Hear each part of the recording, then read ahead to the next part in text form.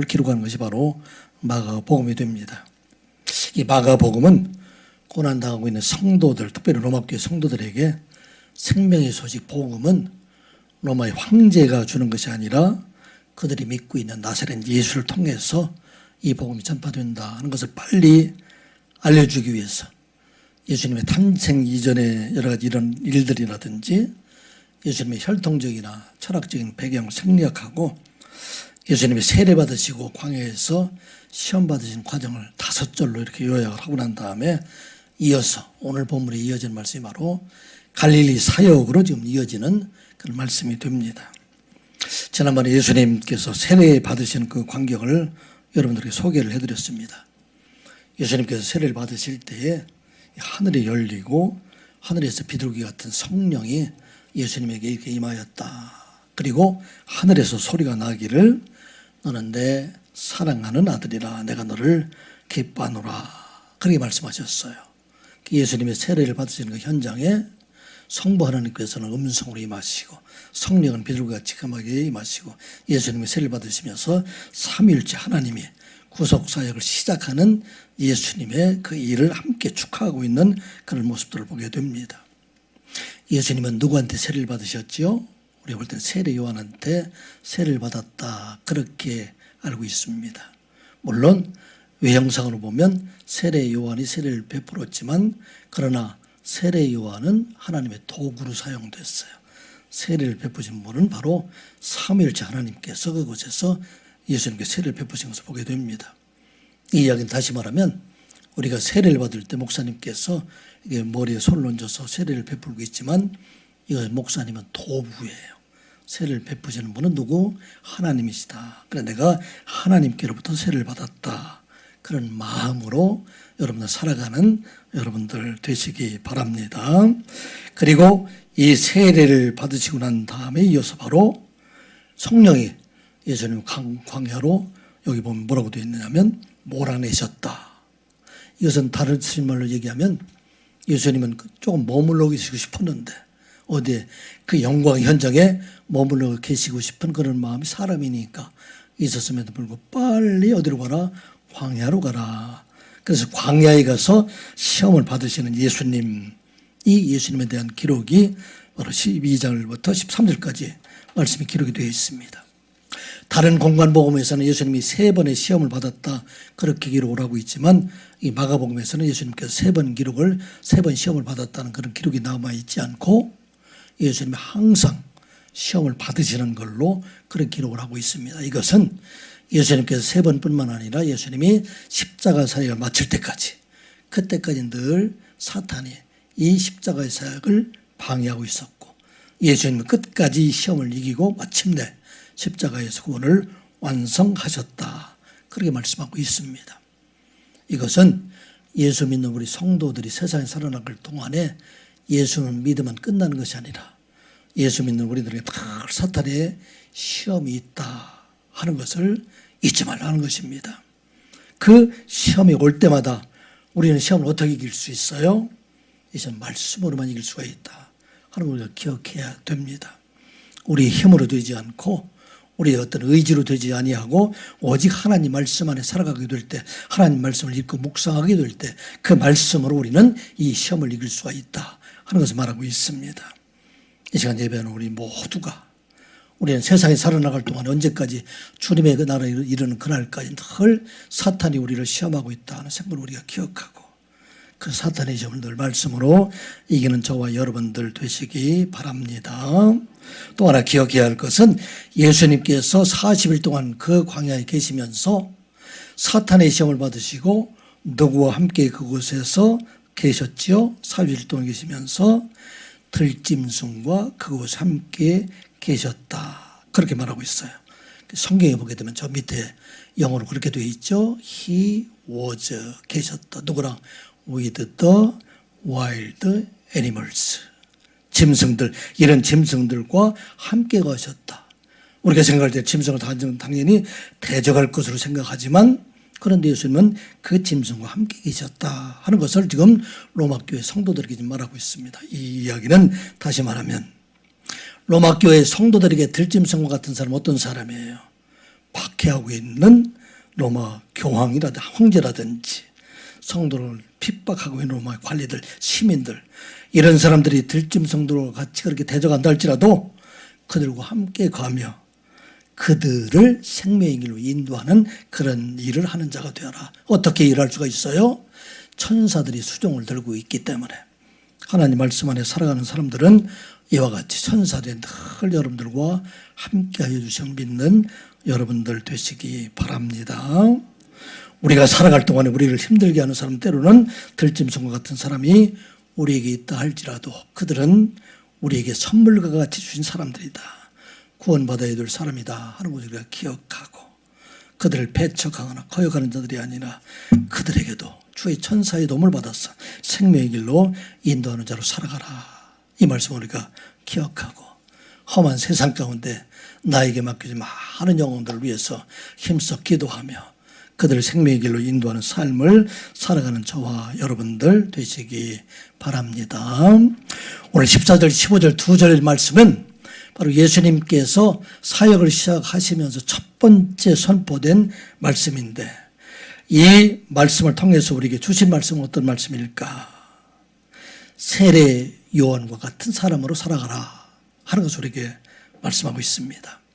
세례 요한은 온 세상에 구원을 주신 예수 그리스도를 세상에 소개한 사람, 이 사람이 바로 세례 요한입니다. 우리는 이 구원을 주신 예수 그리스도를 세상의 많은 사람들에게 소개하는 그런 자로 살아가라 하는 것이 바로 오늘 본문의 말씀입니다. 14절 말씀 같이 보겠습니다. 시작. 요한이 잡힌 후 예수께서 갈릴리에 오셔서 하나님의 복음을 전파하여. 아멘. 여기서 한 줄로 이렇게 기록이 되어 있는데, 다른 쪽에서는 요한의 사역에 대해서 여러 가지 많이 기록을 하고 있습니다. 예수님께서 사셨던 곳은 어디시죠? 갈릴리에 있는 나사렛이라는 동네에서 사셨습니다. 그런데 그곳에 사시다가 요한이 지금 요단강이라고 사해바다 근처에 있는 곳이 됩니다. 이쪽 유대 지방이 됩니다. 이곳에서 세례를 베풀게 되니까 이 갈릴리에 계셨던 예수님께서 유대 지역 요한이 세례를 베풀고 있는 그곳에 가서 세례를 받으시게 됩니다. 이 세례를 받으시게 된 기간이 AD 26년경으로 이렇게 우리가 알 수가 있습니다. 그리고 그 뒤에 세례를 받으시고 후에 거의 1년 가까이 요한복음의 기록에 의하면 예수님께서 이 남유대 지방에서 머물러서 그곳에서 세례 요한과 함께 그곳에서 일정의 사역을 하셨다 하는 내용들이 요한복음에 보면 알 수가 있습니다. 그런데 공관복음에서는 예수님께서 유대 지역에 사역하셨던 그 초기의 사역에 대해서는 다 생략해버리고 바로 갈릴리에서 사역을 시작하고 있다, 그렇게 말하고 있어요. 언제부터 갈릴리 사역을 시작하고 있냐면 지금 예수님께서 요한이 잡히신 후에 갈릴리에 오셔서, 이 이야기는 갈릴리에 오셨다 하는 이야기는 전에 갈릴리에 계시지 않다가 갈릴리에 오셨다 하는 그런 얘기가 됩니다. 그래서 여기에 보게 되는 이 요한이 세례 요한이 잡혔다 그런 말씀 기록이 되어 있는데, 다른 복음서에 의하면 이 요한을 감옥에 넣은 사람은 누구이죠? 그 당시에 갈릴리의 분봉왕이었던 헤롯 안디바스라는 사람입니다. 이 헤롯 안디바스라는 사람은 그의 이복 동생이었던 빌립의 아내 헤로디아를 자기 아내로 삼았습니다. 요한은 이것이 잘못되어 있다, 어떻게 동생의 아내를 취할 수 있는가, 이것을 책망한 일로 인해서 세례 요한이 헤롯 왕에 의해서 감옥에 잡혀 들어가게 됩니다. 자, 누가 세례 요한을 감옥에 들어가게 했죠? 기록에 의하면 헤롯 안디바라는 사람에 의해서 감옥에 들어가게 되어 있습니다. 그런데 오늘 본문의 말씀을 우리가 자세히 살펴보게 되면은 이 세례 요한이 감옥에 들어가게 하신 것은 헤롯 안디바를 통해서 했지만 이것은 바로 하나님께서 하셨다, 그렇게 기록을 하고 있습니다. 여기 원어를 보게 되면 파라도세나이 그렇게 되어 있어서 이 말이 지금 수동태로 기록이 되어 있습니다. 요한이 잡히다. 그런 얘기가 되는데 이 이야기는 성경학자들의 해석에 의하면 예수님과 관련되어 있는 그러한 말이 수동태가 될 때는 이것은 신적 수동태이다. 이것은 하나님께서 하신 것이다. 그래서 말하고 있어요. 그래 세례 요한이 감옥에 들어가게 하신 것은 누가 하셨다? 하나님께서 이 일을 하게 하셨다. 왜 그랬을까요? 이제 세례 요한의 역할이 끝났어요. 세례 요한은 어떤 역할이죠? 예수님을 세상에 소개하고 세상에 등장시키게 하는 일들, 이런 일들을 하기 위해서 세례 요한을 등장시켰는데 이제 이 세례 요한의 역할이 끝났기 때문에 하나님께서 그를 어디에? 감옥에 들어가게 하셨다. 그래서 말하고 있어요.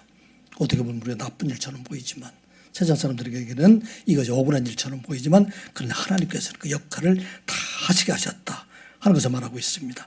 세례 요한도 이것을 알았어요. 세례 요한도 자기가 이 땅에 와서 해야 될 일들은 바로 예수 그리스도를 소개하는 일들, 이런 일들이라는 것을 알았기 때문에 세례 요한과 예수님께서 이 유대 지역에서 한 1년 가까이 겹쳐서 이렇게 사역하게 될 때에 어떤 일이 일어나게 되냐면 많은 사람들이 누가 말씀을 더 잘할까요? 세례 요한이 잘할까요? 예수님이 잘할까요? 예수님이 훨씬 잘하게 되니 많은 사람들이 다 점점 다 누구에게로 예수님께로 몰려가게 됩니다. 그래서 이 중에서 세례 요한의 제자들이 생각할 때 아니 세례를 받은 사람은 베푼 사람은 예수 그들이 생각할 때는 세례 요한이 세례를 베풀었는데 어떻게 세례를 받은 예수님에게 사람들이 많이 가야 됩니까? 이것을 불평해할 때 그때 세례 요한이 그 제자들에게 한 말, 이게 요한복음 3장 30절이죠. 우리 너무나 잘 아는 말씀이죠. 오늘 같이 한번 읽어볼까? 시작. 그는 흥하여야 하겠고 나는 쇠하여야 하리라 하니라. 아멘. He must become greater. 그는 누구예요? 예수님은 점점 더 흥해지고 나는 누구예요? 세례 요한. must become. 반드시 해야 된다. 점점 더 약해져야 된다 하는 것을 말하고 있습니다. 이제 세례 요한을 자기가 한 역할, 예수님을 이제 구속자의 무대에 등장시키고 이제 그를 통해서 온 세상에 구원하신 일들, 이 일들을 이루어 가시는 분이 바로 여호와 하나님이시다. 그래서 나는 이제 나의 역할을 다 했기 때문에 이젠 그분이 흥해야 된다 하는 것을 말하고 있습니다. 이것은 하나님의 교회에서도 마찬가지예요. 점점 위에 있는 사람들은 점점 쇠하여 가지만 우리가 말씀을 받는 사람 점점 흥해져가는 그런 일들이 되어야 된다. 교회 목사님들 중에서도 단임 목사님들도 잘해야 되지만 부목사님들도 더 커져가는 것, 이것이 바로 하나님의 원하시는 일들이다. 자, 여러분들 예수님과 세례 요한의 중에서 누가 더 젊은 나이에 죽었어요? 세례 요한과 예수님들 중에서 누가 더 젊은 나이에 죽었죠? 예수님이 더 젊은 나이에 죽었을 것 같지요. 그런데 세례 요한은 예수님보다 몇 개월 먼저 났어요. 예수님보다 몇 개월 먼저 났죠? 6개월 먼저 났어요. 그런데 세례 요한은 예수님이 사역을 하기 시작하기 전에 이미 감옥에 들어가 나중에 죽게 됐으니까 세례 요한이 죽게 된 나이는 아마 31살이나 32살 정도, 예수님보다 더 젊은 나이에 죽음을 당하게 되었습니다. 그런데 예수님께서 세례 요한을 어떻게 소개를 하고 있어요? 이 세례 요한이 여자에게서 낳은 자 중에서 가장 큰 자이다. 그렇게 좀 설명을 하고 있어요. 11절 말씀 같이 보겠습니다. 시작. 내가 진실로 너에게 말하노니 여자가 낳은 자 중에 세례 요한보다 큰 이가 일어남이 없도다. 그러나 천국에서는 극히 작은 자라도 그보다 크니라. 아멘. 세례 요한은 31살이나 32살밖에 죽지 안 돼서 이렇게 죽은 젊은 나이에 죽었는데 여자가 낳은 자 중에서 세례 요한보다 더 큰 사람은 없다. 모세가 더 클까요? 세례 요한이 더 클까요? 이 말씀을 보게 되면 여기는 모세보다 세례 요한이 더 크다는 얘기예요. 다윗 왕이 더 클까요? 세례 요한이 더 클까요? 세례 요한이 더 큰 거예요. 이사야와 예레미야 선지자보다 더 크다는 얘기입니다. 성경에 많은 부분들이 모세에 의해서 기록이 되어 있고 성경에 많은 부분들이 다윗에 의해서 기록이 되어 있고 이사야, 예레미야 선지자에 의해서 기록이 되어 있는데 몇 줄밖에 되지 않는 이 세례 요한이 가장 큰 자이다. 그렇게 소개를 하고 있으면 왜 그럴까요? 세례 요한은 온 세상의 구속 사역을 이루게 되실 예수 그리스도를 세상에 소개한 사람이 되기 때문에, 생명을 세상에 소개한 사람이 되기 때문에, 그래서 이 세례 요한이 세상에 나온 어떤 사람들보다도 가장 큰 자이다 하는 것을 말하고 있습니다. 많은 사람들이 얘기할 때 세례 요한은 구약의 마지막 선지자이다, 그렇게 얘기를 하고 있습니다. 사실은 제가 이 말씀을 가만히 묵상하면서 세례 요한은 구약의 마지막 선지자이면서 동시에 신약의 첫 번째 선지자이다. 예수님의 길을 열어준 사람, 이 사람이 바로 세례 요한이다 하는 것을 말하고 있습니다. 온 땅에 생명을 살리는 그 길을 열어주신 사람, 이 사람은 바로 세례 요한이기 때문에, 그래서 예수님께서는 세례 요한이 모세보다도 크고 다윗보다도 크고 이사야나 예레미야 선지자보다도 더 큰 사람들이 되었다. 그런데 이 세례 요한이 천국에서는 작은 자보다도 더 작다. 그러니까 천국에서는 극히 작은 자보다도 누구보다도 크다? 세례 요한보다 더 크다. 왜 그럴까요? 천국에 있는 자 영원한 생명을 가진 자가 되었기 때문이라 하는 얘기입니다. 이 말씀은 다시 말해서 한 영혼을 살리는 일들, 이 일이 하나님께서 가장 기뻐하시는 일이다 하는 것을 말씀하고 있습니다. 오늘 우리에게 주신 말씀입니다. 우리가 이 세상에서 가장 큰 자로 살아가는 것은 나에게 맡겨주신 귀한 영혼들을 생명의 길로 인도하는 사람들, 이 사람들을 가장 큰 자라 말씀하고 있습니다.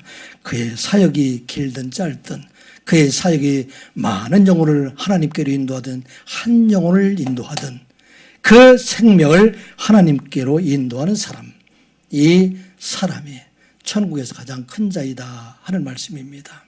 이 시간 예배한 우리 모두가 우리에게 맡겨진 귀한 생명을 하나님께로 인도하는 자가 되는 여러분들 되시기 바랍니다.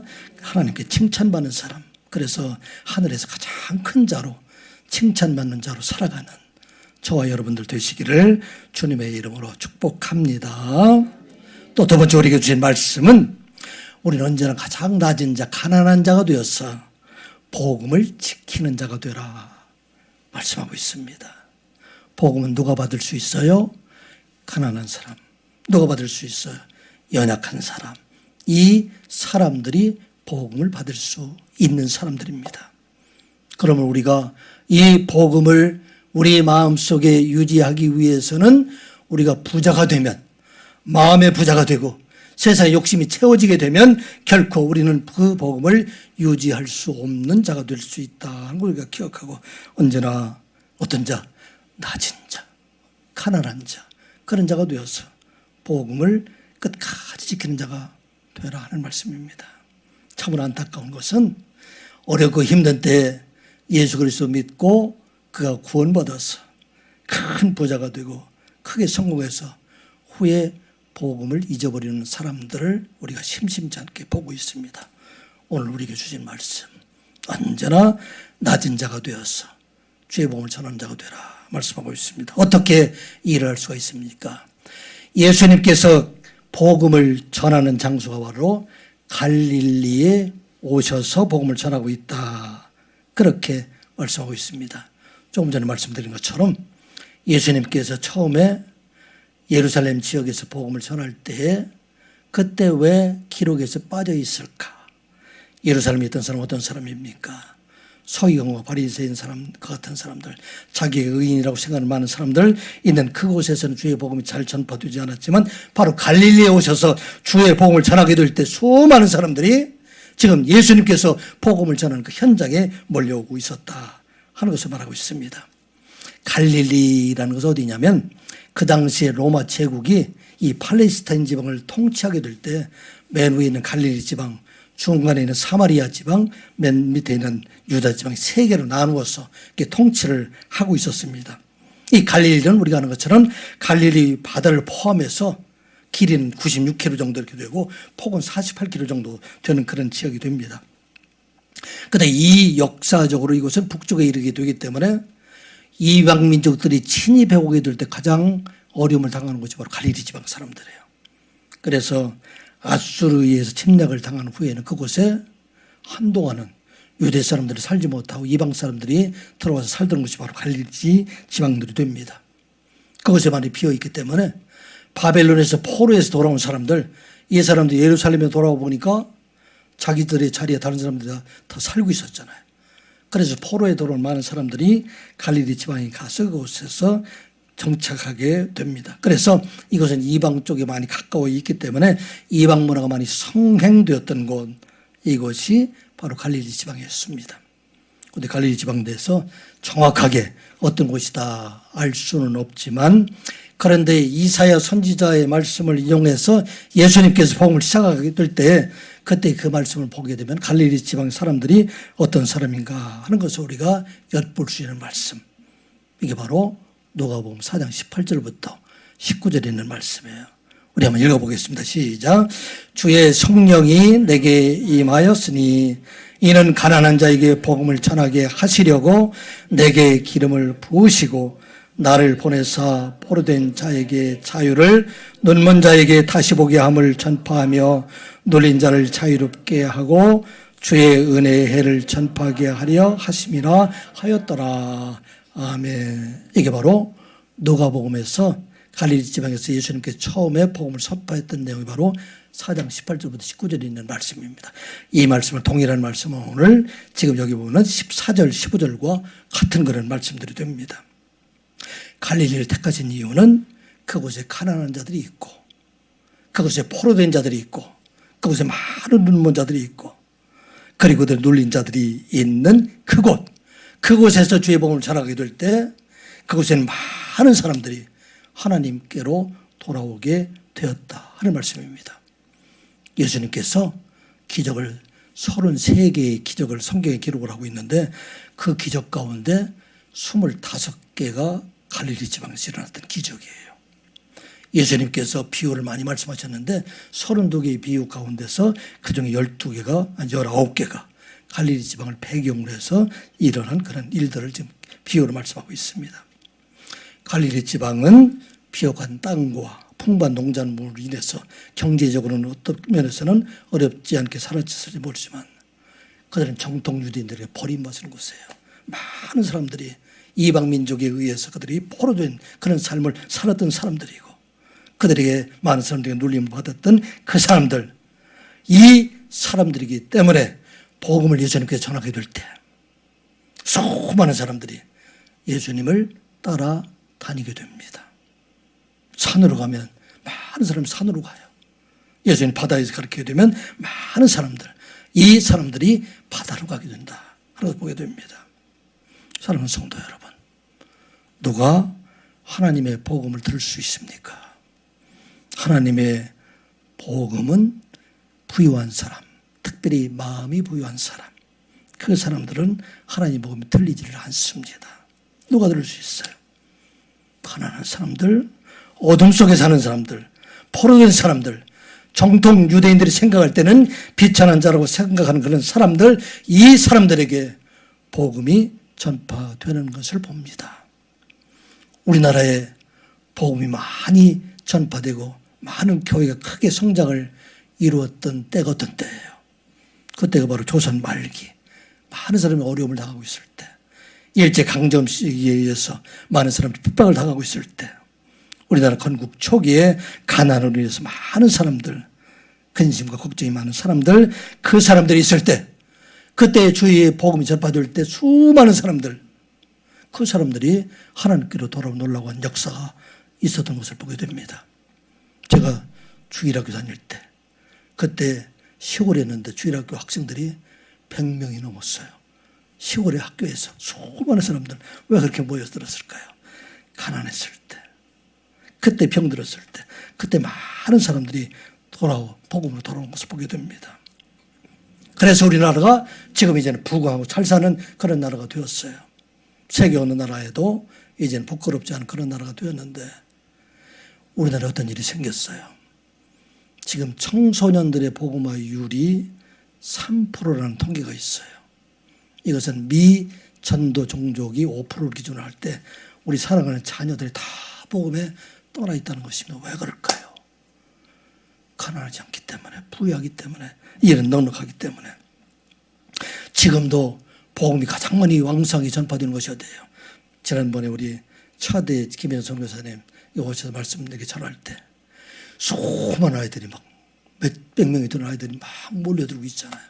왜? 가난한 자가 되니까 그것이 바로 복음이 전파된다 하는 것을 말하고 있습니다.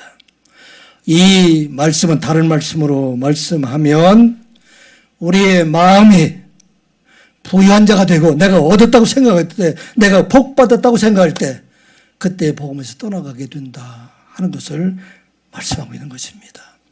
언제로 낮아지고 겸손한 자가 되고 우리가 어려운 일을 당할 때 그때 주의 복음이 우리 가운데 머물러 있게 된다 하는 것을 말하고 있습니다. 많은 사람들이 예수 그리스도를 믿고 교회를 출석한다고 하지만 그들 안에 복음이 살아 역사하지 못하는 것은 그들이 부유하기 때문에, 그들의 생각이 부유하고 마음이 부유하고 다 가진 것처럼 보이게 되기 때문에, 그래서 복음에서 멀어진 자가 되었다는 것입니다. 우리를 가난하게 하심은 복음을 듣게 하심을 아는 여러분들 되시기 바랍니다. 우리를 병들게 하심은 영원한 생명이 오직 하나님께만 있다는 것을 알게 하시기 위함을 아는 여러분들 되시기 바랍니다. 우리가 세상의 것으로 포로가 되어 있는 것은 참 자유는 오직 그리스도 안에 있다는 것을 깨닫고 이 땅에 살아갈 동안에 우리가 가야 할 곳은 어디입니까? 부유한 곳, 잘 사는 곳이 아니라 이 땅에 가난한 자, 병든 자, 그들 안에 함께 계시는 하나님 바로 우리 하나님이시다 하는 거 우리가 기억하고, 우리가 비록 경제적으로는 부유할지 모르지만 언제나 우리의 마음이 가난한 자가 되어서 우리에게 주신 복음 안에 살아가는 저와 여러분들 되시기를 주님의 이름으로 축복합니다. 이 시간 예배는 우리 모두가 이 땅에 살아갈 동안에 하나님의 나라 백성으로 살아가라 하는 것도 우리에게 말씀합니다. 우리는 하나님의 백성이 천국 백성이라고 이게 말하는데 이것은 미래에 있는 것이 아니라 우리 안에 예수 그리스도가 우리 마음에 있으면 그 사람은 바로 천국 백성, 하나님 백성이다 하는 걸 기억하고 이 땅 위에 살아갈 동안에 하나님 백성으로 살아가는 저와 여러분들 되시기 바랍니다. 오늘 15절 말씀 같이 한번 읽어보겠습니다. 시작. 이르시되 때가 찼고 하나님의 나라가 가까이 왔으니 회개하고 복음을 믿으라 하시더라. 아멘. 때가 찼다. 오늘로 보게 되면은 페플레로타이 호카리오스, 여기에 때가 되어 있는데 사실은 때가 여기에 원어로 보게 되면 뭐라고 되죠? The time has come. 그때요, 그때. 그때라는 것은, 때라는 것은 여러 때가 아니라 하나님께서 정하신 때, 그 때가 우리에게 왔다 하는 것을 말하고 있습니다. 하나님께서는 무슨 때를 정하셨죠? 이 세상 모든 사람들이 자기의 의지나 행위에 의해서 구원받을 수 없게 되었기 때문에 하나님께서는 이제는 또 다른 구원의 방법, 이제 대속의 은혜 메시아를 통해서 그의 죽으심으로 모든 사람들의 죄를 대속해 주시고 이제 그를 믿는 사람들, 그 사람들에게 구원을 주시는 그때를 정하셨어요. 그때를 정하시고 이 때에 대해서 성경에 있는 모세를 비롯해서 많은 선지를 통해서 그때가 이르게 될 것이다. 메시아의 때가 오게 될 것이다. 그때를 예언하셨습니다. 많은 선지자 중에서 대표적인 사람, 새 언약으로 말하고 있는 예레미야 선지자는 이렇게 지금 말하고 있습니다. 같이 한번 읽어보겠습니다. 시작. 여호와의 말씀이니라. 보라, 날이 이르리니 내가 이스라엘 집과 유다 집에 새 언약을 맺으리라. 그러나 그날 후에 내가 이스라엘 집과 맺을 언약은 이러하니 곧 내가 나의 법을 그들의 속에 두며 그들의 마음에 기록하여 나는 그들의 하나님이 되고 그들은 내 백성이 될 것이라. 여호와의 말씀이니라. 아멘. 이스라엘 집과 유다 집에 어떤 언약을 맺어요? 새 언약을 맺게 될 것이다. 이 새 언약이라는 것은 이스라엘 백성들이 애굽에서 출애굽할 때에 시내산에서 그들에게 율법을 주고 이 율법을 지키는 사람들, 그 사람들은 영원한 생명 구원을 얻으리라 하는 그런 행위의 언약이 아니고, 그 행위의 언약으로 인해서는 모든 사람들이 다 죽게 되었기 때문에 이제 이 사람의 죄를 대속하실 그분을 세상에 보내시고 그분의 죽으심을 통해서 이 땅의 모든 사람들의 죄를 다 담당하시고 그를 믿는 사람들에게 구원해 주시는 은혜의 언약, 이 새 언약이 바로 은혜의 언약이에요. 이 은혜의 언약을 내가 너희들에게 이루게 하실 것이다. 그 은혜의 언약의 때가 예수 그리스도가 오심으로 이제 이 때가 이루어졌다. 이것은 여기 보면 찾다 하는 얘기는 왔다는 얘기예요. 그래서 이제 이 땅에 있는 모든 사람들, 이 사람들은 예수 그리스도를 이 세상에 오심으로 이제는 하나님의 때, 구원의 때가 그들에게 임하였다 하면서 말하고 있습니다. 그리고 또 말하기를 하나님의 나라가 가까이 왔다. 이 말씀을 우리가 보게 되면 어떤 의미가 돼요? 가까이 온다는 얘기는 아직 아는 것처럼 보이잖아요. 그런데 성경에는 그렇게 되어 있어요. The kingdom of God has come near. 이것은 현재 완료로 돼서 이미 왔다 하는 얘기입니다. 어떻게 왔어요? 성경에서 예언했던 예수 그리스도가 이제는 지금 말씀을 선포하면서 이 선포하는 시점부터 시작해서 이제는 하나님의 나라가 시작이 됐다는 얘기입니다. 이 나라는 바로 영원한 나라가 된다 하는 것입니다. 이 세상은 다 누가 통치해요? 하나님이 통치하는 나라가 이 세상에 바로 하나님의 나라입니다. 그런데 이 세상이 하나님이 통치하는 나라임에도 불구하고 이 세상이 하나님의 나라가 될 수 없는 것은 이 세상 사람들이 하나님을 왕으로 섬기지 않기 때문에, 그래서 이 세상의 나라는 하나님의 나라가 아니라 세상의 나라가 된다 하는 것입니다. 그런데 이제 하나님이 통치하는 나라, 그 하나님이 통치하는 그 하나님을 우리의 왕으로 삼고 이 세상에 오신 예수 그리스도를 우리의 주로 삼는 그 나라가 오게 되었다, 왔다 하는 것을 말하고 있습니다. 세상 나라와 하나님의 나라가 다른 것은 무엇일까요? 세상 나라는 종말이 있어요. 다 끝이 있습니다. 아무리 세상에서 강한 나라 할지라도 이 세상의 영원한 나라는 하나도 없다 말하고 있어요. 강력했던 이집트, 애굽도 망하게 되고 아수르도 멸망당하고 바벨론도 멸망당하고 헬라도 그리고 바사도 로마도 다 멸망을 당하게 된다. 그런데 이 땅 위에 하나님이 통치하는 영원한 나라, 그 나라가 임하게 될 것을 다니엘 선지자를 통해서 이렇게 이야기를 했어요. 14절 말씀 같이 한번 보겠습니다. 시작. 그에게 권세와 영광과 나라를 주고 모든 백성과 나라들과 다른 언어를 말하는 모든 자들이 그를 섬기게 하였으니 그의 권세는 소멸되지 아니하는 영원한 권세요. 그의 나라는 멸망하지 아니할 것이니라.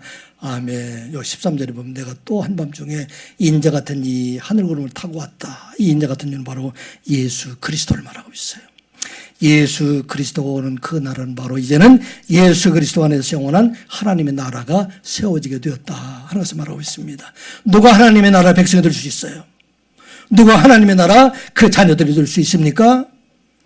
예수 그리스도를 왕으로 섬기는 사람, 예수 그리스도를 주로 섬기는 사람, 그 사람들만이 하나님 나라가 그에게 임하고 하나님 나라 백성이 된다 그래서 말하고 있습니다.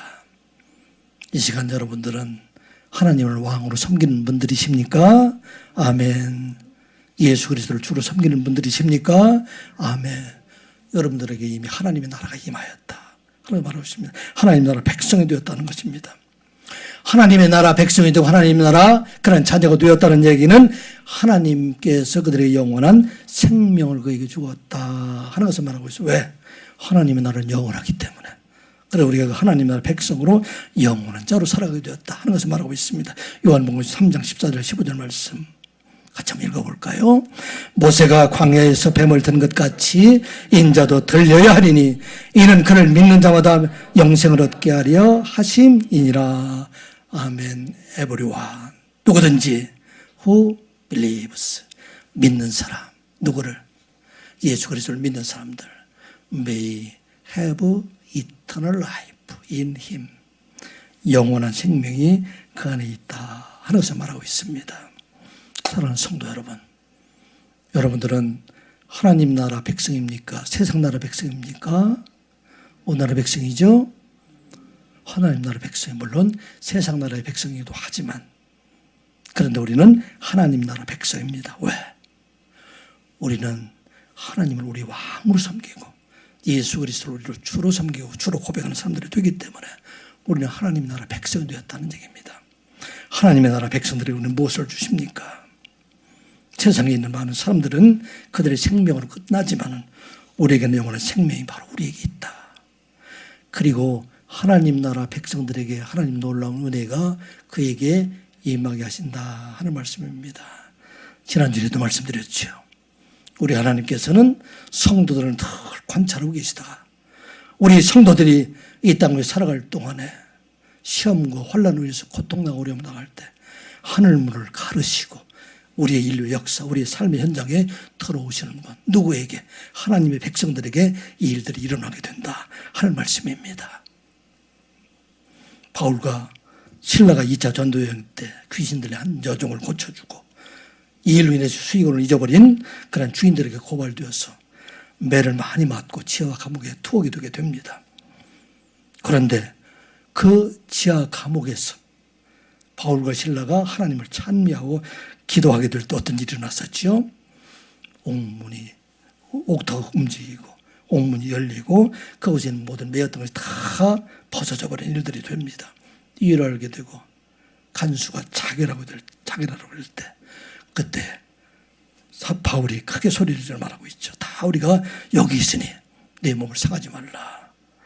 간수가 바울과 신라 앞에 엎드리고 그들로 밖으로 나가서 물어보죠. 뭐라고 묻습니다. 내가 어떻게 하여야 구원을 받을 수 있습니까? What must I do to be saved? 이게 우리 교회에 보면은 이 위에 써 있는 얘기예요. 우리 교회 표처럼 써 있어요. 우리가 어떻게 해야 구원을 받을 수 있습니까? 이르시되 주 예수를 믿으라. 그리하면 너와 내 집이 구원을 받으리라 말씀하고 있습니다. 바울과 신라에게 하나님의 나라는 어디예요? 필리포 감옥이 바로 하나님의 나라였어요. 어떻게 보면 많은 사람들에게 문매를 맞고 아무 잘못도 없이 그곳에서 고통을 당하고 있는 그곳이 바로 하나님의 나라가 되었다 하는 것입니다. 왜? 그곳에도 하나님을 찬양하고 하나님께 기도하는 자가 되었기 때문에. 그래서 옥문이 열렸으면 다른 사람부터 어떻게 될까요? 옥문이 열렸으면 어떻게 되죠? 도망가야 될까요? 그곳에 있어야 될까요? 세상 사람들은 다 도망가야 되는데 그곳에 있게 된 건 왜냐하면 사도 바울은 그것이 바로 하나님의 나라였기 때문에 그곳에 많은 영혼들을 구원한 일이 그곳에 있게 있었기 때문에 그래서 그곳은 바로 하나님 나라가 되었다 하는 것을 보게 됩니다. 이 땅 위에 어느 곳이 하나님의 나라가 될까 생각해 봅니다. 지금 서구에 그동안 기독교의 문화가 한참 크게 성장했던 많은 나라들이 지금 이슬람들이 대개 점령을 하고 있어요. 미국도 하나님 이름을 부르는 것이 아닙니다. 사람들이 생각할 때는 부유하고 잘 사는 곳, 문화적으로 흥청망청한 그것이 아름다운 것처럼 보이게 되지만 그것이 하나님의 나라가 아니라 오늘 지난번에 우리 선교사님을 통해서 말한 것처럼 차도와 같이 먹을 양식도 없고 전기도 없고 물도 없는 그것이지만 그것에 하나님을 왕으로 삼게 될 때 그것이 바로 하나님의 나라가 되고 그 왕으로 삼는 사람들에게는 이 땅의 끝이 아니라 그게 영원한 생명이 된다 하는 것을 말씀하고 있는 것입니다.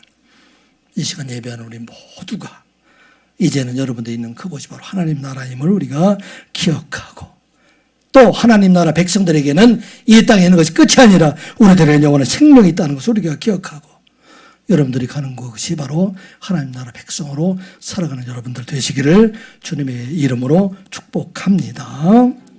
어떻게 우리들 하나님 백성으로 살아갈 수 있습니까? 언제든지 회개하며 언제든 믿음을 지키는 자로 살아가게 될 때 우리는 이 땅에서도 하나님 백성으로 살아갈 수 있다. 말하고 있습니다. 그 뒤에 있는 말씀이죠. 회개하고 복음을 믿으라 하시더라. 그 영어로 보면 그게 돼 있어요.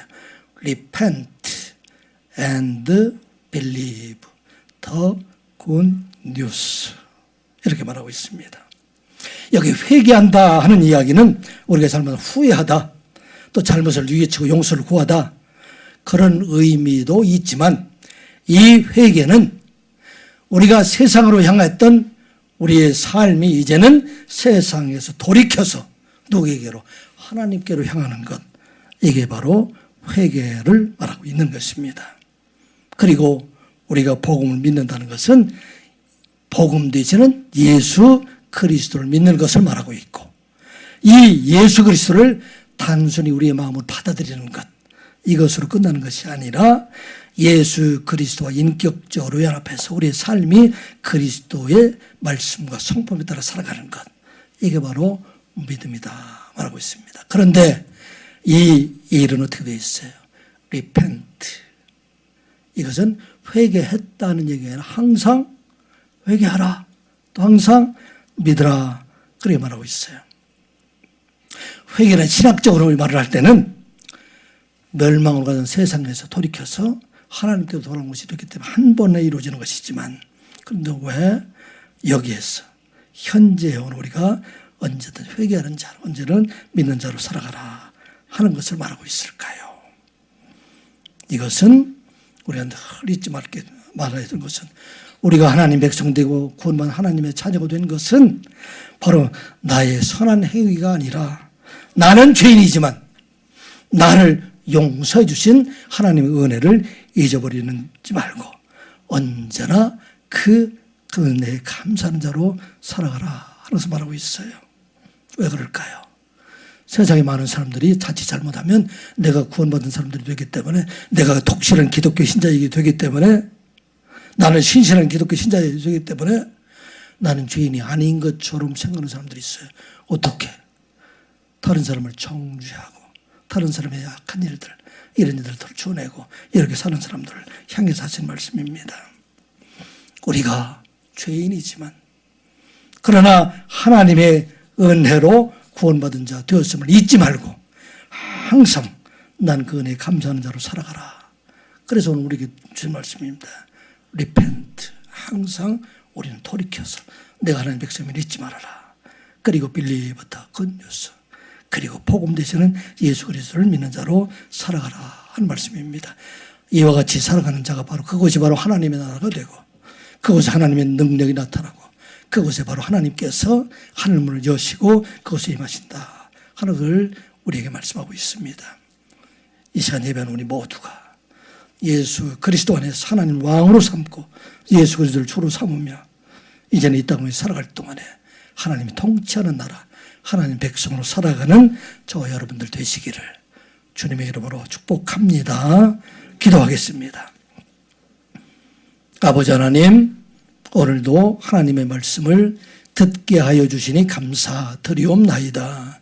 이 땅 위에 살아갈 동안에도 날마다 하나님을 우리의 왕으로, 예수 그리스도를 우리의 주로 삼으며 이 땅에 하나님 백성으로 살아가는 저희들 되게 하여 주시옵소서.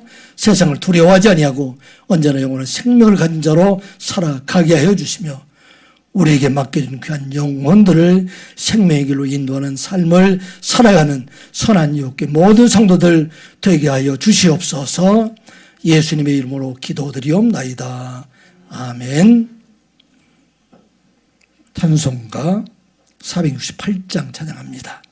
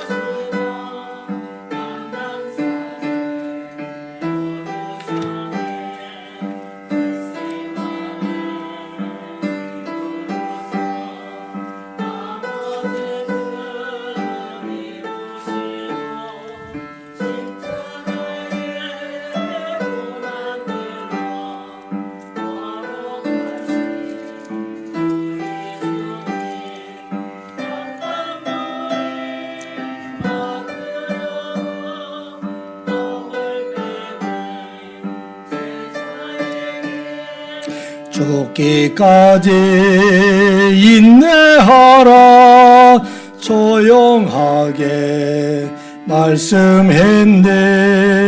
우리 위해 기도하신 주의 뜻을 이루도록 우리 모두 주 안에서 하나 되게 하옵소서. 의와 진리 말씀으로 거룩하게 하시어서 그 신사랑 실천하신 주 따르게 하옵소서. 아멘. 거룩하신 아버지 하나님, 주신 은혜에 감사해서 주님 앞에 예물로 봉헌합니다. 우리의 몸도 마음도 우리 삶도 온전히 드리는 예물이 되게 하여 주시옵소서.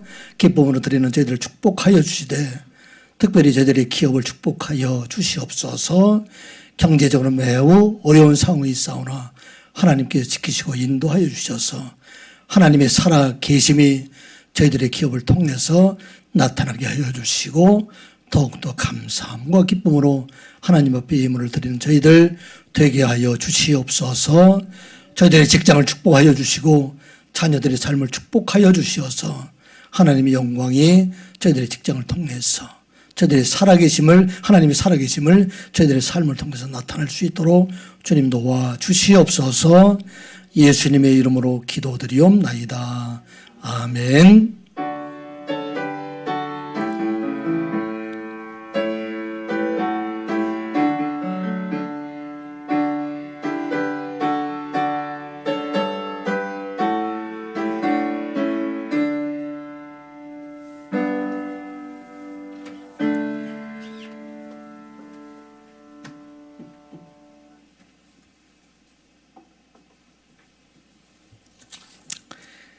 지난주에 선교 헌신 예배를 통해서 여러분들 헌금한 금액이 180만 원이 헌금이 되었습니다. 그래서 교회에서 20만 원 더 이렇게 추가를 해서 200만 원 차후에 선교 헌금을 이렇게 드렸습니다.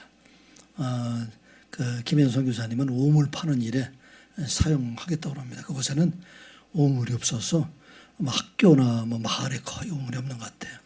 우리 교회에서 적은 교회지만 큰 일로 여러분들 함께 동참해 주신 모든 분들에게 감사를 드립니다. 상반기 성경 읽고 퀴즈가 지난 주간으로 마치게 됩니다. 애써주신 모든 분들이 감사하고 또 하반기에는 성경 필사를 시작하게 됩니다.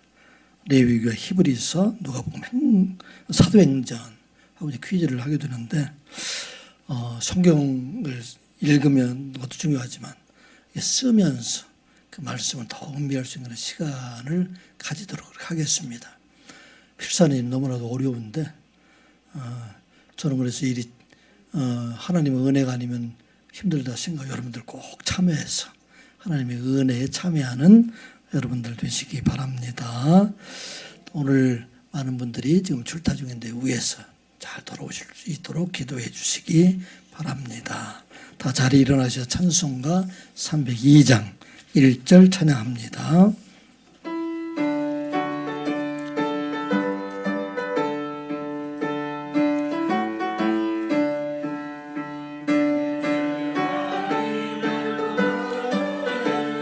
저 큰 바다보다 깊다 너 곧 밧줄을 끌러 깊은 데로 저 한가운데 가보라. 언덕을 떠나서 장파에 배 띄워 내 주 예수 은혜의 바다로 내 맘껏 져가라. 서로 인사합니다.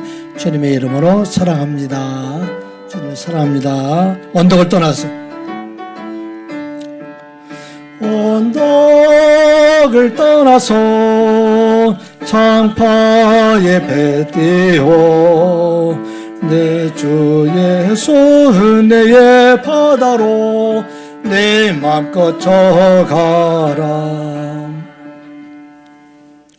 지금은 우리 주 예수 그리스도의 은혜와 아버지 하나님의 사랑하심과 성령님의 감화감